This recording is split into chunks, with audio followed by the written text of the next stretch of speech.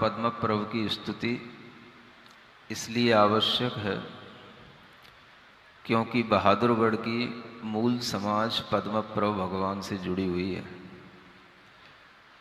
और जब से भगवान की स्तुति करना प्रारंभ किया है तब से कुछ ऐसा भी लग रहा है कि पद्म प्रभु भगवान का समवसरण भी कुछ अच्छा बन जाएगा और भी कुछ अच्छा पद्म प्रभु भगवान के मंदिर में होने वाला है। भगवान की स्तुति करोगे, भक्ति करोगे तो आपको अच्छे अच्छे फलों की प्राप्ति होगी ही।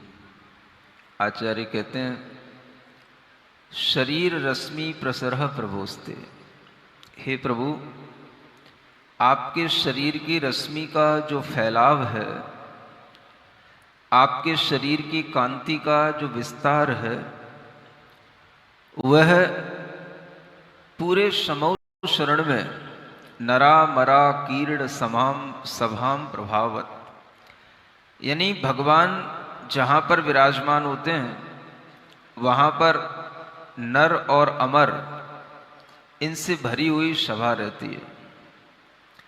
और भगवान अपनी शरीर की कांति से उस पूरे समौशरण की सभा को आलिप्त कर देते हैं, लिप्त कर देते हैं। ऐसा लगता है कि जैसे कोई पद्मराग मणि का पर्वत हो और उसका शिखर भी पद्मराग की आभा वाला हो, उसके आभा से, उसकी प्रभा से जैसे उसका पार्श्व भाग जगमगाता रहता है, लाल लाल रंग का सुशोभित होता रहता है, ऐसे ही भगवान पद्म प्रभु के शरीर से पूरा समौ शरण लालमय हो जाता है, रक्त कांतिमय हो जाता है। भगवान का जैसा रंग होता है उनके शरीर में इतनी कांति निकलती है कि पूरा का पूरा सभा का वातावरण भी वैसा ही हो जाता है। ये सब ओरिजिनल चीजें हैं। आप लोग वर्तमान में बहुत लाइटिंग का प्रयोग करते हो और उन लाइटों में इस तरह के सिस्टम भी बना करके रखते हो कि अगर हमने कोई नक्काशी की है, मंदिर में भी कोई अच्छा कार्य किया है, तो वहां पर भी हमें उस पर लाइट फेंकनी पड़ती है, तब वो नक्काशी दिखती है। ज्यादातर आप लोग देखते होंगे लाल लाइट का बहुत उपयोग किया जाता है। और अगर आपके समक्ष यहां पर भी थोड़ी सी रेड लाइट फॉक्स के माध्यम से डाली जाए तो आपको अच्छी लगे कि हाँ भाई ये सभा भी लाल लाल रंग की दिखाई दे रही है। भगवान के शरीर में इतनी कांति होती है, इतना प्रकाश होता है कि उनके विराजमान होने मात्र से आसपास का पूरा वातावरण उसी कांतिमय हो जाता है। ये आपके ज्ञान में होना चाहिए। आपको भगवान के शरीर की कांति का ज्ञान होने पर ही भगवान से अनुराग उत्पन्न होगा और आप भगवान के बारे में कुछ भक्ति का भाव जागृत कर पाएंगे।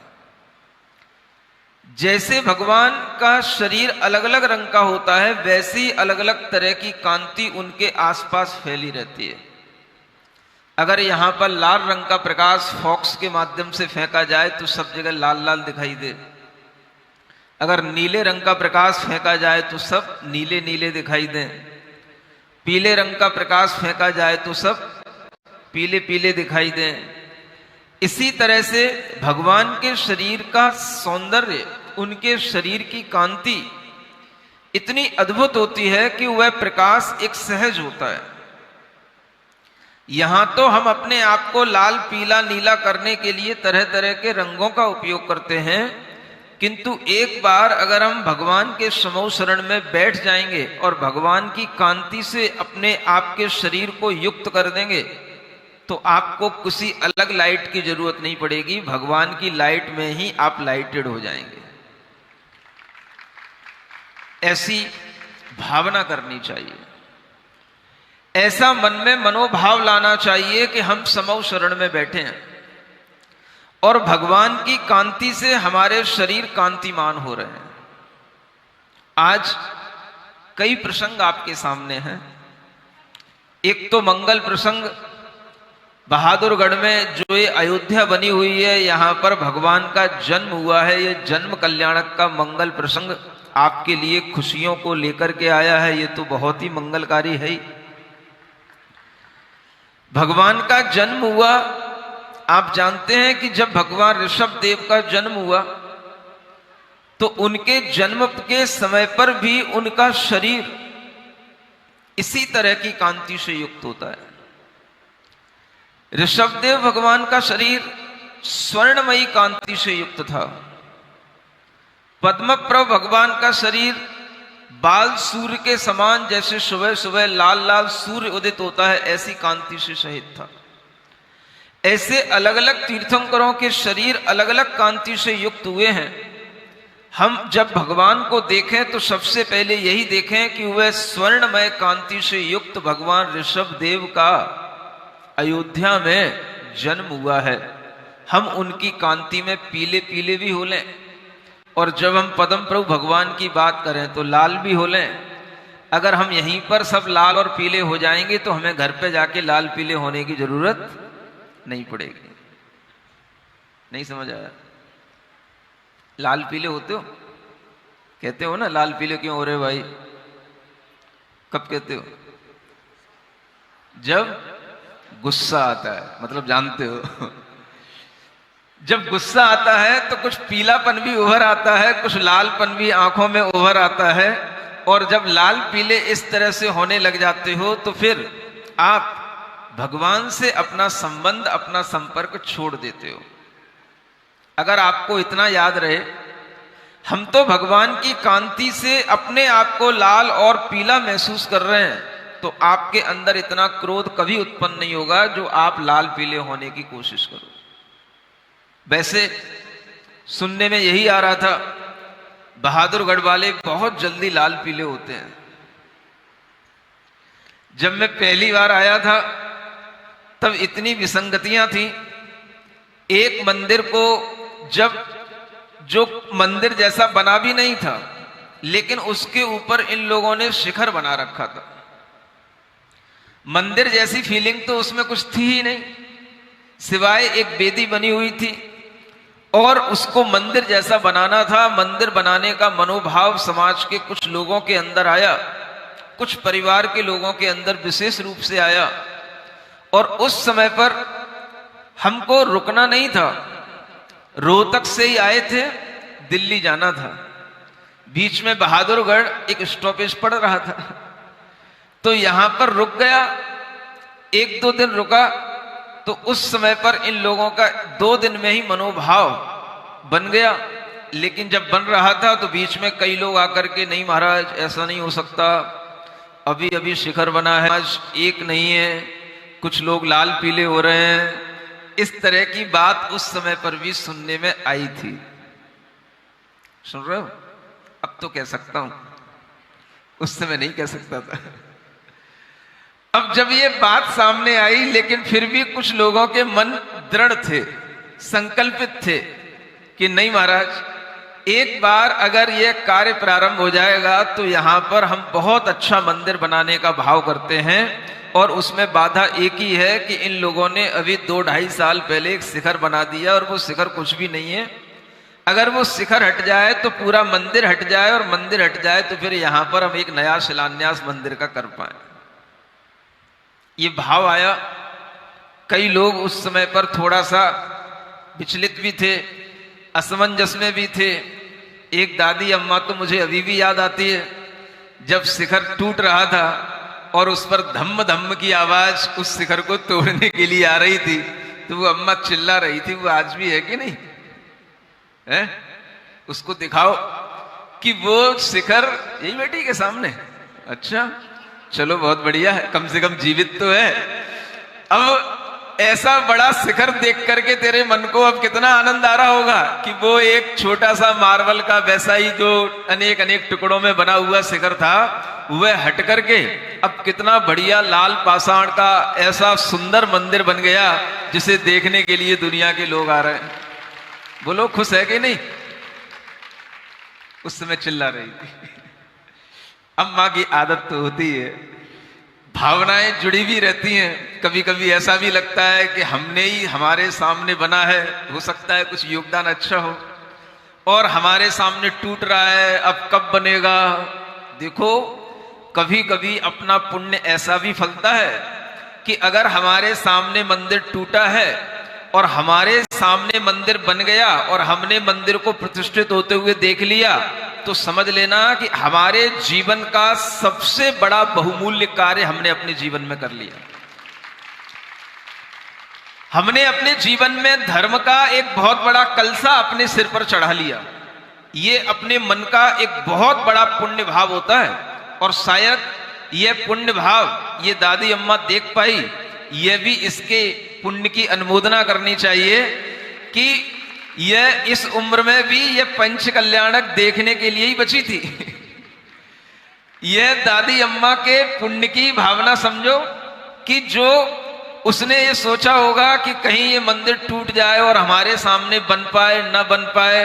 लेकिन आपको ये भी ध्यान रखना चाहिए, जिन लोगों का मंदिर से वास्तविक जुड़ाव रहता है वह लोग मंदिर को पूरा कलसारोहण तक देखने की अपनी उम्र उस समय पर बढ़ा लेते हैं कि हमें अब यह पूरा देख करके ही जाना है। यह भक्ति भावना की बात है। और उस समय पर जिस तरह से यह एक माहौल था, लेकिन फिर भी कहना पड़ेगा 2 दिन के प्रवास में ही, 3 दिन का था कि 2 दिन का था है?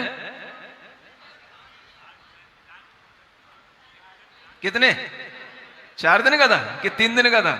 मतलब वो मामूली सा प्रवास था, और वो 2-4 दिन के प्रवास में ही इन लोगों ने मन बना लिया, और वह अंदर की जो शहर की समाज है वो भी एकत्रित हो गई, और सबने कहा नहीं महाराज ये बहुत अच्छा भाव है और ये मंदिर बनना चाहिए। और उस समय पर यह शिखर भी तोड़ने का कार्य हमारे सामने हो गया, और शिलान्यास का कार्य भी हमारे सामने हो गया। जिस मंदिर का शिलान्यास हमारे सामने हुआ हो, उसी मंदिर का कलश और उसका शिखर जब हम भी चढ़ता हुआ देख लेते हैं तो वह हमारे भी पुण्य की वृद्धि में काम आता है। नहीं तो काम सालों साल पड़े रहते हैं। ऐसे कार्य जब समाज के लोग उत्साह के साथ करते हैं और वह पूर्णता की ओर होते हैं, तो कभी कभी वह जल्दी भी पूर्ण होने लग जाते हैं, इसलिए कि महाराज का इधर आगमन हो रहा है, अब भाई जल्दी काम करो। और इसीलिए ये काम बहुत तेजी से हुआ, और यह काम तेजी से होते होते भी वैसे ही समझो जैसे आजकल बच्चों की आदत होती है, साल भर कम पढ़ते हैं और जब एग्जाम का टाइम आता है तब पढ़ने बैठ जाते हैं।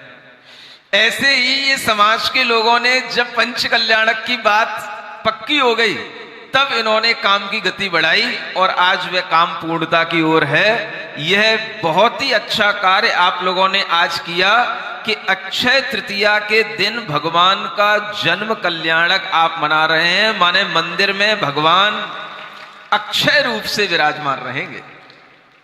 सबसे बड़ा धन तो यही है। ज्वेलरी खरीदने कहां जाओगे? ये तो त्याग और दान का पर्व है। भगवान ऋषभ देव को प्रथम आहार मिला था राजा श्रेयांश के माध्यम से, और वह आहार दान के माध्यम से इस पर्व का नाम अक्षय तृतीया पर्व पड़ा था। यह भगवान ऋषभ देव से जुड़ा हुआ यह पर्व है। आज के दिन लोग खरीदते हैं, करोड़ों के व्यापार, गाड़ियों के, शादियों के और ज्वेलरी के चलते हैं, लेकिन जो सही दिशा में सोचने वाले लोग होते हैं, सही ज्ञान रखने वाले लोग होते हैं, वह आज के दिन अपने आप को किसी अक्षय कार्य से जोड़ करके रखते हैं। और मंदिर जिनालयों का कार्य एक ऐसा कार्य है जो सदियों तक बना रहता है। इस कार्य में अगर आप अपनी पूंजी आज के दिन लगाते हैं तो आपका धन अक्षय निधि को प्राप्त होगा। यह इस अक्षय तृतीया का पर्व का महत्व आपको समझ में आना चाहिए। संयोग की बात है, आज यहां पर महलका की बात हुई, यह एक चंदप्रभु भगवान का एक छोटा सा क्षेत्र था, और उस क्षेत्र पर जब हम दर्शन करने गए तो वहां पर पार्श्वनाथ भगवान का एक जिनबिंब था, और उस जिनबिंब को देख करके वहां के लोगों की यह भावना थी कि इस जिनबिंब को हम एक अलग मंदिर में स्थापित करें। और वहां पर यह भावना साकार रूप ली, और कुछ लोगों के सहयोग से वहां पर जिन मंदिर का निर्माण प्रारंभ हुआ।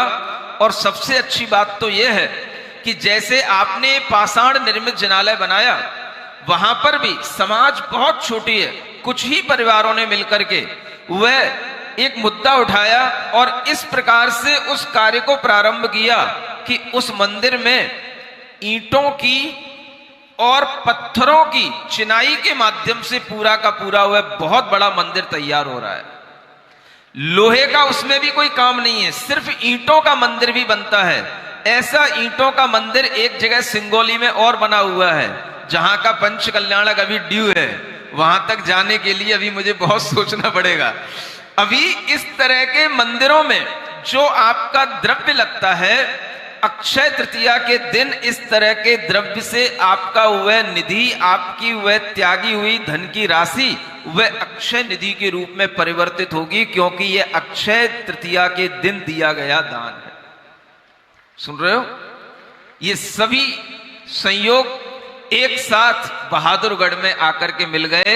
यह वर्धमान महावीर भगवान का और पद्म प्रभु भगवान का ही अतिशय है कि यहां पर सभी लोग एक मना होकर के एक मन से इस कार्य में लगे हुए हैं, और भगवान की कांति में ही मान लो अपने आप को आप्लावित किए हुए हैं।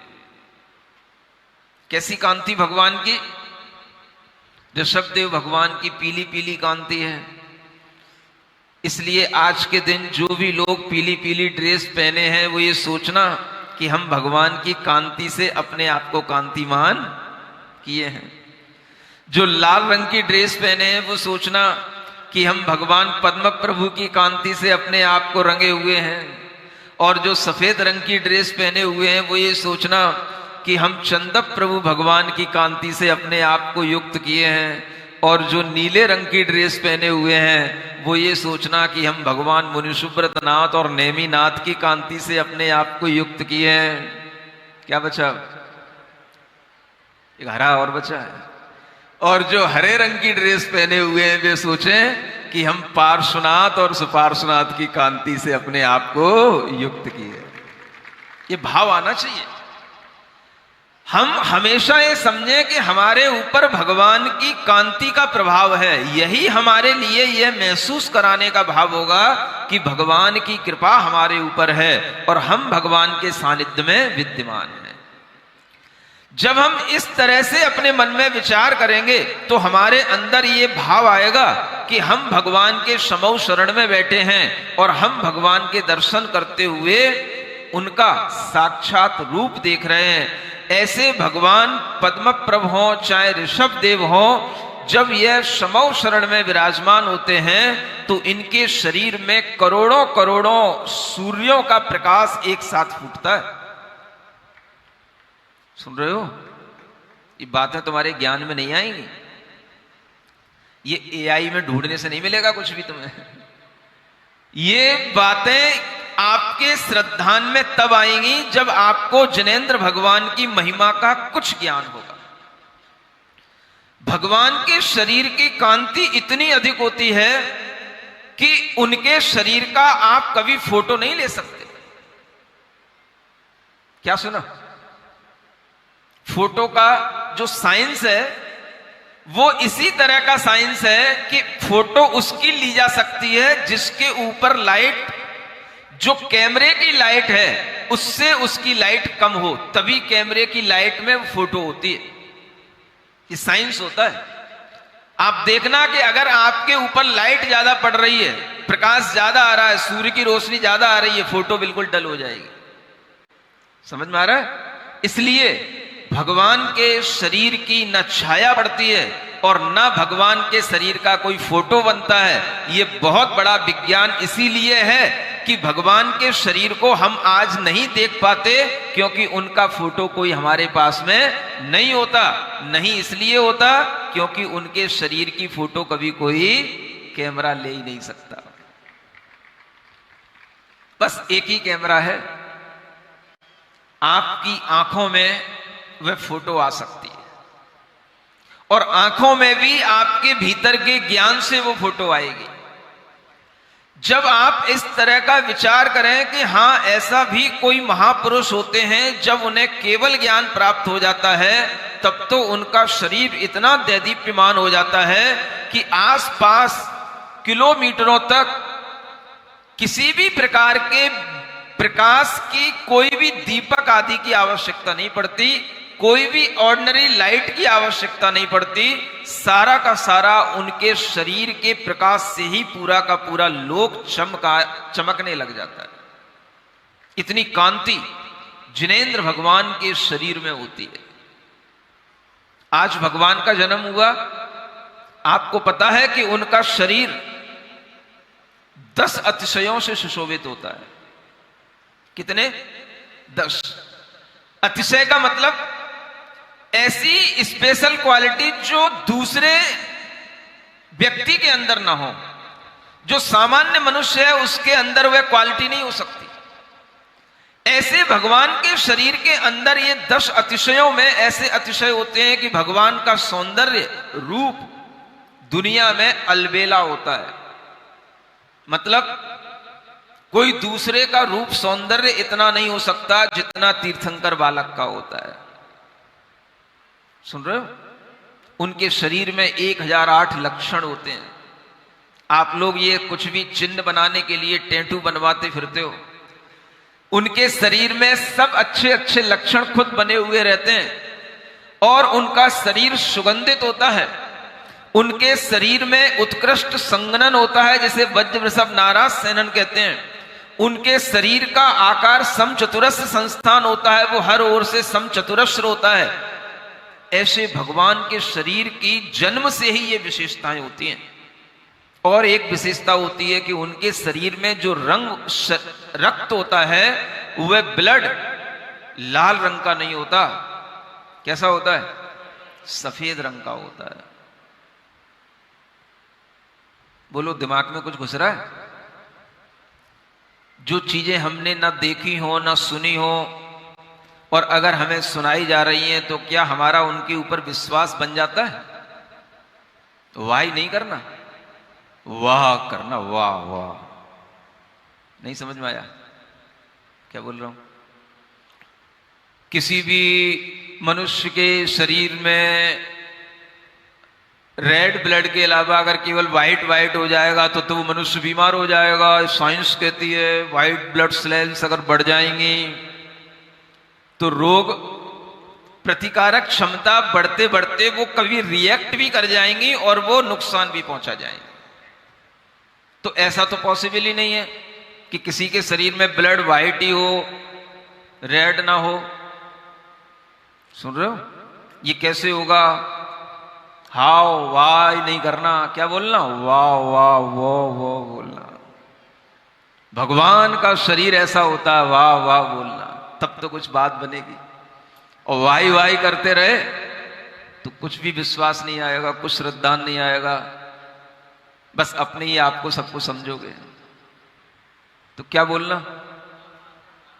क्या बात है, क्या बात है, क्या बोलना? भगवान के शरीर में, उनके बॉडी में जो ब्लड होता है वो कैसे रंग का होता है?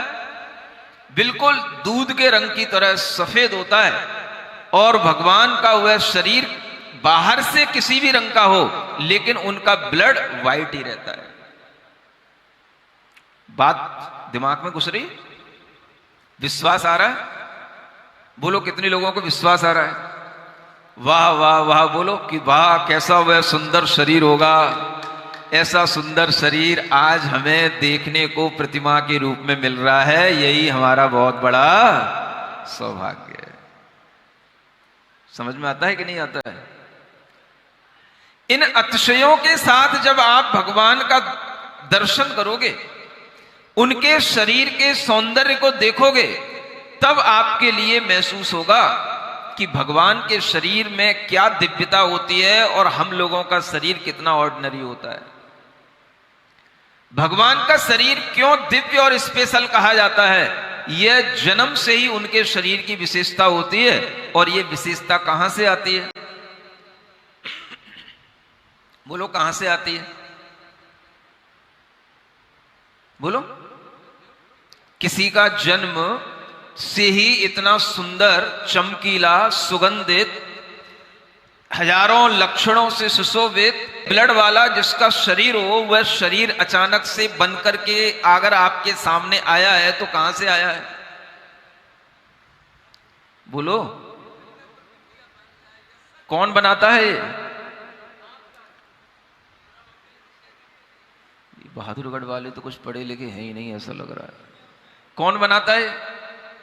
अभी यहां पर गा रहा था एक गायक।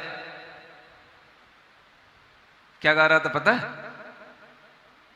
क्या गा रहा था? तारीफ करूं क्या उसकी जिसने तुम्हें।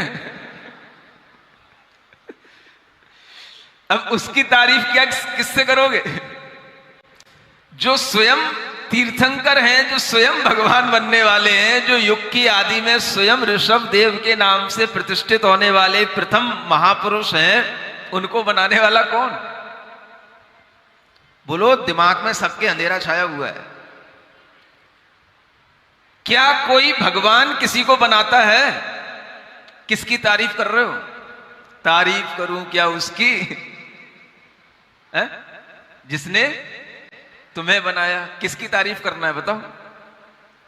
कहीं ना कहीं आपके दिमाग में रहता है कि कोई ऐसा बहुत शक्तिमान, कोई भगवान है जो हम लोगों को बना करके इस धरती पर भेजता है। वो दिमाग में रहता है, समझ में आ रहा है? और वही गानों में आ जाता है, और वही गाने अपने दिमाग में बस जाते हैं, तो अपने दिमाग में वही थ्योरी बैठी रहती है। ये सब आपके अंदर जितना अज्ञान है, ये सारा का सारा अज्ञान आपका तभी दूर हो सकता है जब आप इस बात को समझो। इस दुनिया में कोई किसी को बनाता नहीं और कोई किसी को मिटाता नहीं। सब अपने ही कर्मों से बनते हैं और अपने ही कर्मों से मिटते हैं। यह विश्वास जब तक आपके दिमाग में नहीं आएगा, तब तक भगवान तीर्थंकर आपको तीर्थंकर जैसे दिखाई नहीं देंगे। आप उनके रूप सौंदर्य पर कभी विश्वास कर नहीं पाओगे, जैसा मैं बताना चाहता हूं। सुन भी लोगे तब भी आपके मन में विश्वास नहीं आएगा कि हां, क्या कभी ऐसा भी होता है या हो सकता है। अगर आपने इतना बड़ा पंच कल्याणक कर लिया, आपको तीर्थंकर के इन 10 अतिशयों पर विश्वास नहीं आया, तो आपके अंदर तीर्थंकर के प्रति श्रद्धा कैसे आएगी? इसलिए अपने मन में विचार करना कि हां, ऐसा भी दिव्य शरीर होता है जिसे कोई भगवान नहीं बनाता। वह स्वयं अपने ही पूर्व अर्जित पुण्य कर्मों के फल से उस जीव के लिए ऐसे दिव्य शरीर की प्राप्ति होती है, जिसे देख करके दुनिया में बड़े बड़े इंद्र और बड़े बड़े कामदेव जैसे सुंदर लोग भी आश्चर्यचकित रह जाते हैं कि इतना सुंदर रूप, इतना सुंदर सलोना शरीर हमने पहले कभी भी देखा नहीं। सुन रहे हो कि नहीं? आज देखने को मिलेगा। कौन दिखाएगा? कौन दिखाएगा? सबसे पहले कौन देखेगा? सची इंद्राणी देखेगी। फिर उसके भाव देखना, कैसे नखड़े मत दिखाती है वो, है ना, कि वह अपने इंद्रदेव को भी वह, है ना, उस बालक को देने में कष्ट महसूस करती है। इतना सुंदर वह बालक जिसे कोई हाथ में ले ले तो उसे कोई छोड़ने की कोशिश ना करे। सुन रहे हो कि नहीं? आपके घर में कभी ऐसे बालक उत्पन्न होते हैं? बोलो, कभी कभी तो लगता होगा कोई बालक है, बहुत सुंदर है, नहीं लगता? थोड़ा बहुत तो लगता ही होगा। लेकिन ऐसा भी होता है कि जैसे जैसे वो बालक बड़ा होता जाता है ना, उसकी सुंदरता न जाने कहां खोती जाती है। बचपन में किसी बालक को देख करके, उसकी सुंदरता को देख करके थोड़ा आकर्षण पैदा होता है, लेकिन जैसे जैसे वो बड़ा होता जाता है वो अपने आकर्षण को खोता चला जाता है। ये भी उनका एक बहुत बड़ा अतिशय, बहुत बड़ी विशेषता है। जिस तरह से अभी उनके लिए हर कोई रूप को देखना चाहता है, और इंद्र तो इतना, क्या बोलूं, आपकी भाषा में बोलूं तो दीवाना हो जाता है, पागल सा हो जाता है। वह सौधर्म इंद्र कि उन्हें दो आंखों से देख करके उसकी आंखें तृप्त नहीं होती तो वो हजार हजार आंखें लगा लेता है, और उन हजार आंखों से उन बालक के सौंदर्य को देख करके, निहार करके अपने आप को संतुष्ट करता है। इतना सुंदर रूप वाला बालक आपकी अयोध्या में पैदा हुआ है, जन्म लिया है। आप सोचें कि आपके अंदर क्या विश्वास आ रहा है तीर्थंकर के प्रति। ऐसा नहीं है हाँ होता होगा, हमें तो कुछ पता ही नहीं है, हमें क्या लेना देना है, माँ मरुदेवी जाने, नाभिराय जाने, उनके घर में वो उत्पन्न हुआ होगा। नहीं समझ में आया? ऐसा तो नहीं है। सबके मन में क्या आना? ऐसा विश्वास आना। इसलिए मैं कह रहा था इसमें क्वेश्चन मार्क नहीं लगाना, ऐसा क्यों, हाउ, कैसे, ये नहीं। क्या बोलना? वाह वाह ऐसा भी होता है, मुझे आज पहली बार पता पड़ा महाराज। हमने तो बहुत पंचकल्याणक सुन लिए, देख लिए, आज पहली बार पता पड़ा कि भगवान का जन्म के समय पर ऐसा अतिशय होता है। आज मेरी बुद्धि खुल गई, मेरे ज्ञान में अंधकार का जो समावेश था वह दूर हो गया, और आज मेरा ज्ञान श्रद्धा से, प्रकाश से युक्त हो गया। ये विचार अपने मन में आना चाहिए, तब आपको तीर्थंकर की कुछ इंपॉर्टेंस समझ में आएगी। क्या सुन रहे हो? नहीं तो यही विश्वास बना रहेगा, किसने तुम्हें बनाया, कौन किसको बनाने वाला होता है भाई, हैं? सब अपने अपने कर्मों के फल से बनते हैं, अपने ही अपने कर्मों के फल से सबके शरीर की शेप बनती है, कलर बनते हैं। जो भी आपके शरीर में लक्षण होते हैं वह सब आपके अपने पूर्व जन्म के किए हुए पुण्य या पाप के फल से ही आपके शरीर में उत्पन्न होते हैं, और जिन्हें देख करके ज्योतिषी भी बता सकते हैं हाँ ये बेटा सौभाग्यवान है, पुण्यवान है, या यह अल्प आयु है, या यह रोगी है, या यह कम ही समय में इसकी आयु बहुत कम है, यह निधन को प्राप्त हो जाए। कौन बता देता है? बालक का जन्म होते ही ये सब ज्ञान सामने आ जाता है, उसके हाथों को देख करके, उसकी कुंडली को देख करके, और ये सब सत्य होता है। तो आप इससे सोच सकते हैं कि हर बालक खुद अपना पुण्य पाप अपने साथ में लेकर के आता है।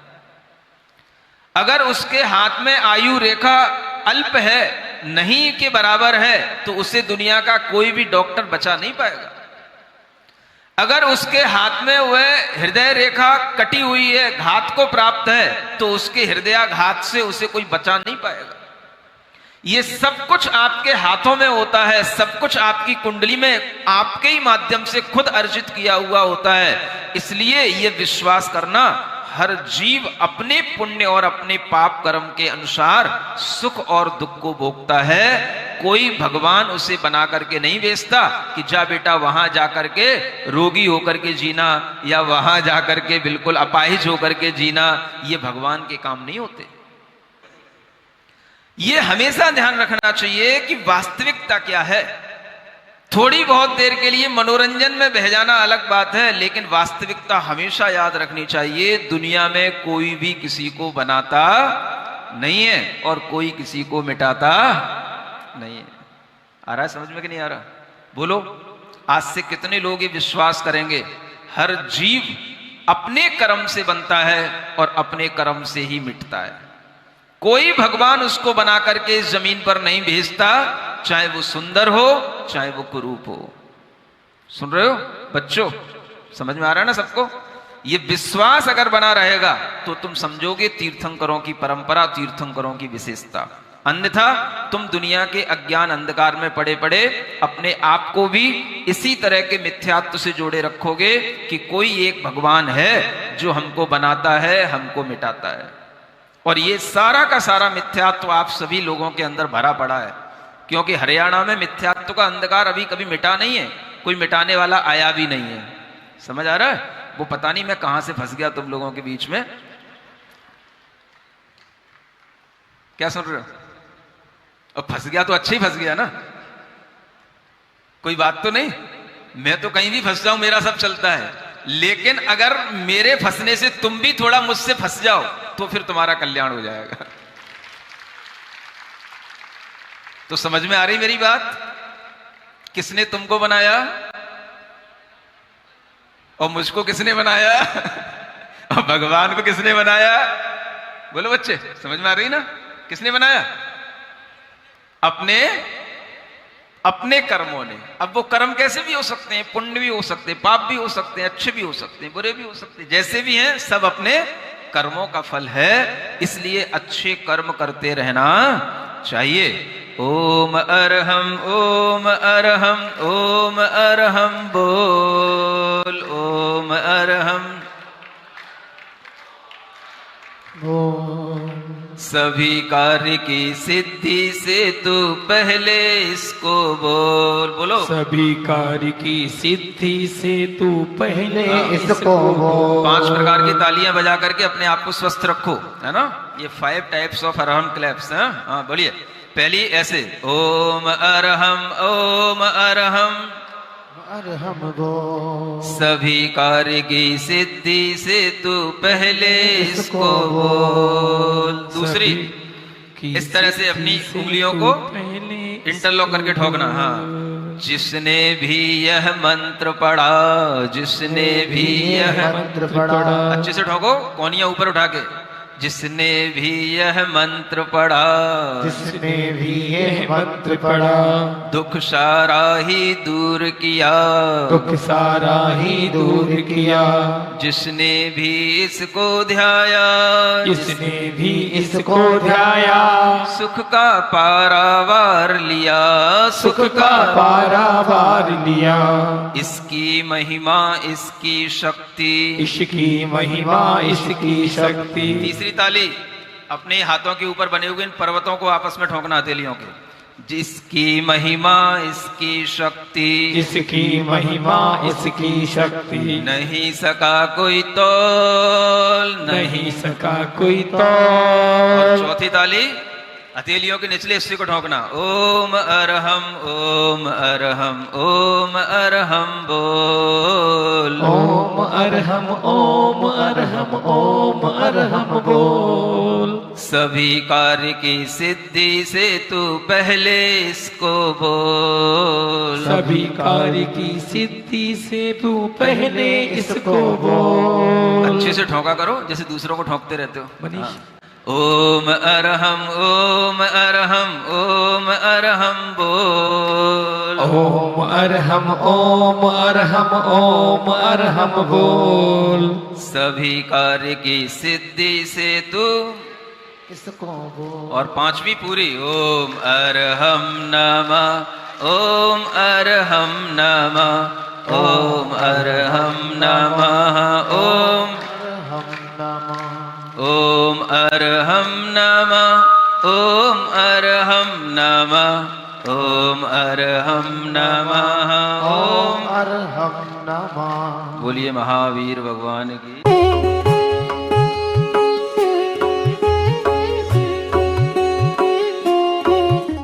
सपने तब सच होते हैं जब सही दिशा मिले, और वो मिलती है दिल्ली से 2 घंटे की दूरी पर मौजूद तीर्थंकर महावीर यूनिवर्सिटी में 135 एकड़ में फैला नैक ए ग्रेड कैंपस।